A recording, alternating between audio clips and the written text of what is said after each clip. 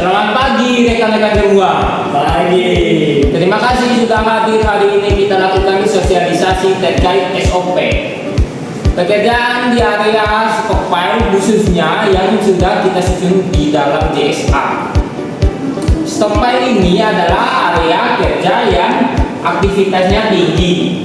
Setiap hari ada dumping material, pergerakan alat berat, dan pekerjaan lain yang berjalan bersamaan.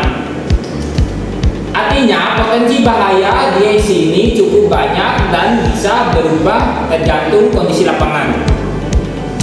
Tujuan dari SOP yang kita buat sebenarnya sederhana, yaitu supaya pekerjaan bisa berjalan lancar, aman, teratur, dan tidak menimbulkan kecelakaan.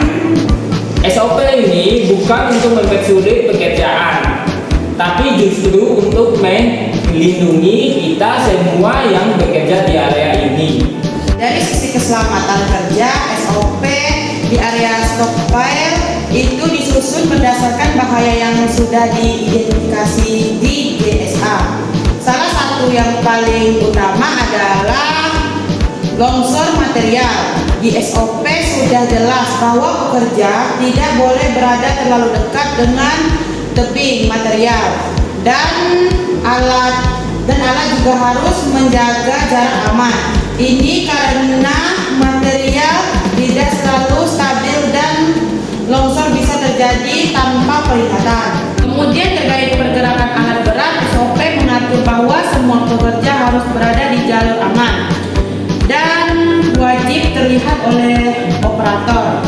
Pengguna rompi relatif itu penting supaya pekerja biasa terlihat jelas. Selain itu, komunikasi harus dilakukan sebelum mendekati area alat. Debu juga sudah masuk dalam pengendalian di SOP. Di situ dijelaskan bahwa pekerja wajib menggunakan masker dan pengendalian debu dilakukan dengan penyiraman area kerja.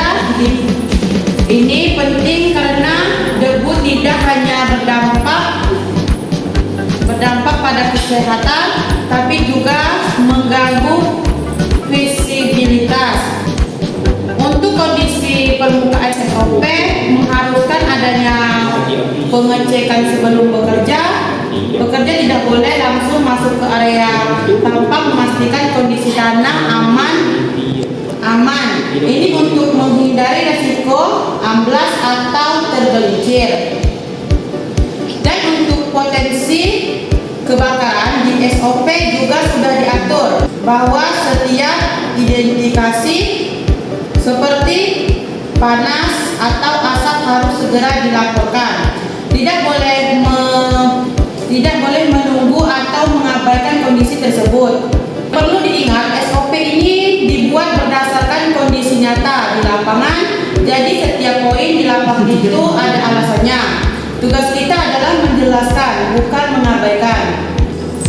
Nah, dari sisi teknis dan tanggung jawab operasional, saya ingin menegaskan bahwa semua kegiatan di stockpile harus mengikuti standar yang sudah ditetapkan.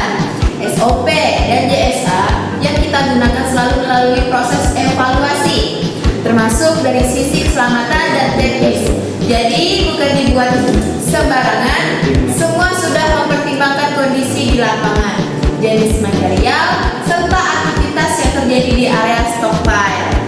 Nah, setiap pekerja wajib memahami batas aman dalam bekerja, tidak boleh melakukan pekerjaan di luar prosedur, apalagi di area yang beresiko tinggi tanpa pengendalian yang jelas.